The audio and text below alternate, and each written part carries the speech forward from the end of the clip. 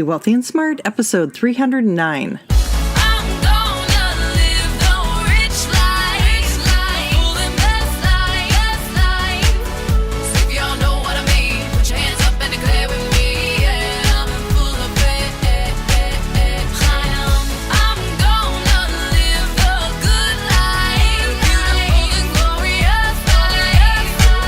Step into a world of wealth and financial freedom without budgets, boredom, or bosses on Be Wealthy and Smart.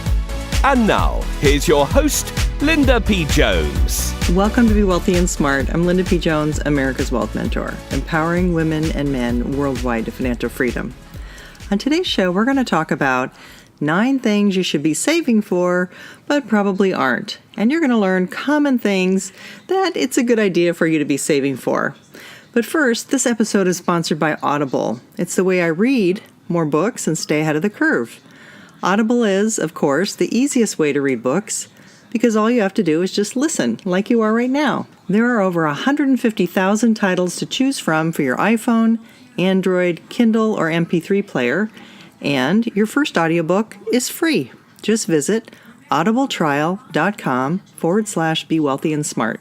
That's audibletrial.com/be wealthy and smart. Well, this article comes to us from USA Today, and it was written by Sarah Zapinski. And originally, the title of this article was 6 things you should be saving for but aren't. And I want to add 3 to this list.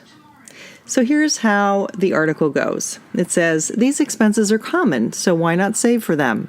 Saving money is a tall order for the average American. In fact, 69% have less than $1,000 in the bank, according to a 2016 Go Banking Rates survey.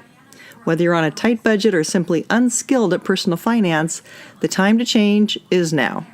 Consider planning for these expenses to avoid unnecessary debt and worry. So here is the first thing to save for: emergencies.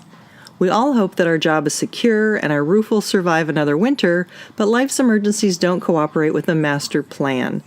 3 in 5 people grappled with a major surprise expense in 2016, according to a bank rate survey, and only 41% were equipped to pay for them. If this sounds familiar, take comfort in knowing that you aren't the only one living on the edge of financial risk. The average American household has around $5,700 in credit card debt, according to a 2016 analysis by Value Penguin. Relying on credit to make ends meet isn't a sustainable strategy, and thanks to outrageous variable interest, that $5,700 balance can easily double if you make only minimum payments. Avoid the expensive mess by funneling a portion of your cash into savings before you need it. For example, if your monthly budget allows for $500 in fun money, cut $100, like for a single date night, and redirect it to your savings account. You might even consider opening a money market account, which is still highly liquid and generally provides better returns than a traditional savings account. The second thing is a home loan. We all need shelter and security, but when it comes to buying a home, few people plan far enough in advance. According to a 2016 National Association of Realtors survey, the overall average down payment on a mortgage was 11% and 8% for buyers under age 35. A small upfront investment comes with inevitable downsides, including a higher monthly payment, private mortgage insurance, PMI, if your equity is less than 20%, and more money paid in interest over time. The table below illustrates the difference a larger down payment can make on a $300,000 mortgage loan. And it gives a little table here that shows you could put more down payment down from 8% or 11% to 20%, and it has an interest rate of 3.85%. It shows you what your PMI might be, your monthly payment, and your total paid amount. Of course, if you put a 20% down payment down, you don't need to pay private mortgage insurance. That's only if you put down less than 20%. So this table is in the article, and I will leave that in the show notes, a link there, and also on my website.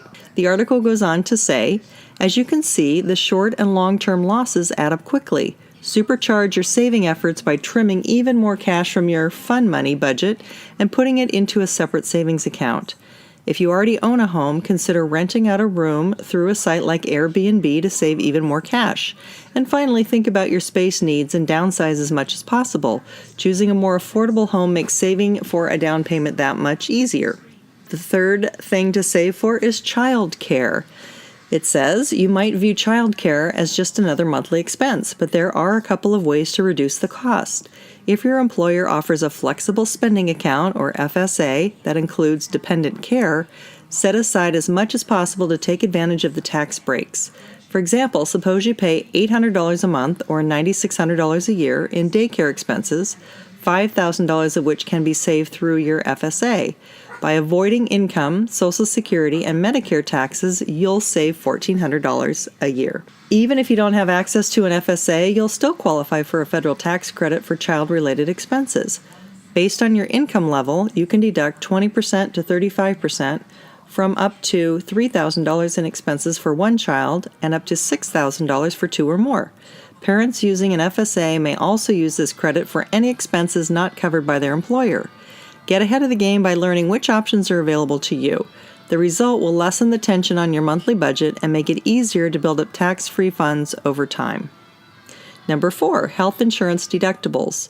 What are you doing about those out-of-pocket medical expenses? If you're like most people, that average annual cost of $1,478 is too expensive to pay in a lump sum. Often, the easiest way to save on health-related expenses is to communicate your needs. The first step is to contact your healthcare provider and explain your financial situation. Many medical practices offer interest-free payment plans to their patients, which means you won't need to dip into emergency savings.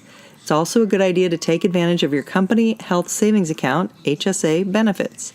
As we learned from the childcare example, tax-free spending can pay off big. The next one is vet bills. An estimated 85 million families own pets, but only 1.6 million of those pets are covered by insurance, and the costs without it are steep. The average vet bill for a dog runs $257 for routine visits and $474 for surgical, and cat bills total $182 and $245 for the same services, respectively. Even if pet insurance isn't for you, it's worth it to set aside enough cash to anticipate these expenses. In addition to saving, talk to your vet about practice-specific plans that could help you budget more effectively. They may provide a flat rate for annual care and medications that you can pay in monthly installments. Number 6 is, of course, retirement, although I think I would have put this number 1. It goes on to say, it's no secret that Americans aren't saving enough for retirement, and many of those who do have trouble sticking to a plan. A 2015 National Bureau of Economic Research working paper revealed that 40 cents of every dollar contributed to a defined benefit plan is lost due to early withdrawal. Dipping into your retirement fund usually means paying income taxes and hefty fees. If you need cash now, join the 44 million people working at a side gig to supplement their incomes. Use the extra money to overhaul your monthly budget and to avoid touching your retirement accounts. Once you're feeling more secure, use your earnings to step up your savings and plan for the future. There's no doubt that life is expensive, but a little planning can eliminate the sting of debt, fees, interest, and a life without savings. The bottom line, it's up to you to prioritize financial health. Practice some self-awareness and take advantage of savings as they come. Well, that's the end of the article, but I want to add 3 more things to this because I think that there are 3 really obvious expenses and pretty major expenses that weren't listed in this article. So I'm going to continue on with my own 3 additional things for you to save for. So number 7 would be saving for your children's education. If you plan to have children, you should start saving for college the day that they're born. That makes it so much easier because you have 18 years to compound the money. And it's so much easier than trying to come up with it in a lump sum or in 4 years when they go to college. And you can plan for the money and save the money on a monthly basis. I would plan for approximately $240,000 per child. And that would, for some colleges, maybe not be enough. And for others, it would be too much.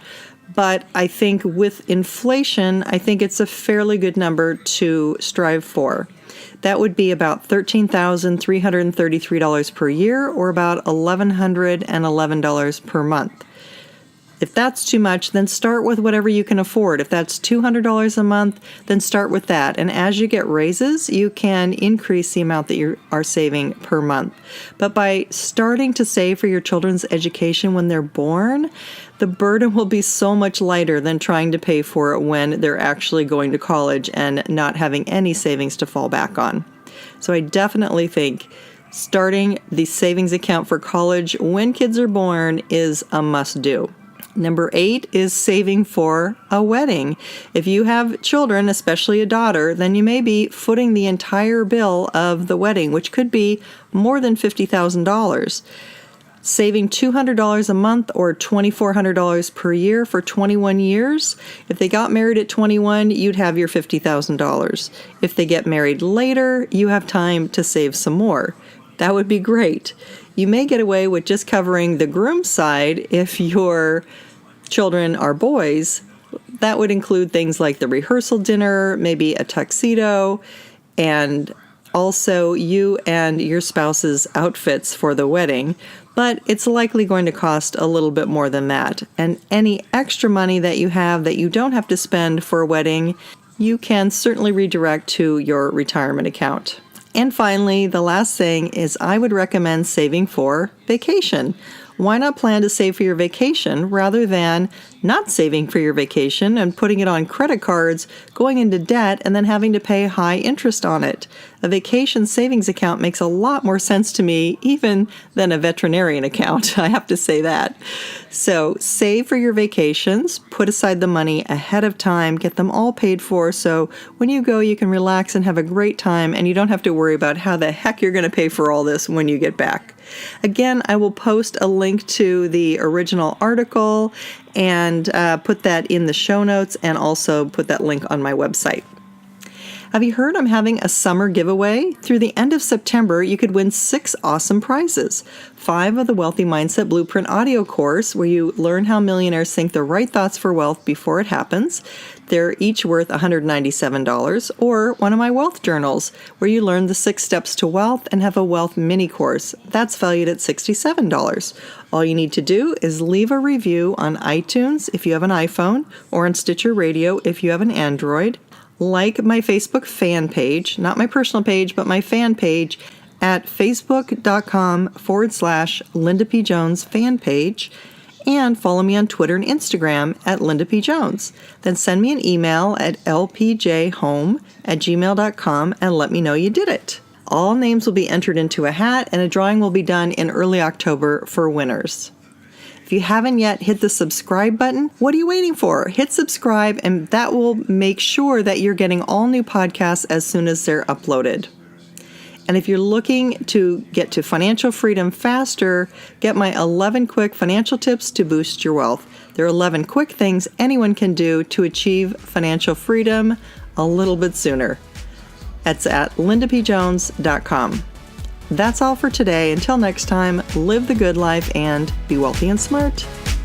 Thank you for listening to Be Wealthy and Smart with Linda P. Jones. Share the wealth and tell your family and friends about the show. Check out our website, blog, and social media for more riches at www.bewealthyandsmart.com.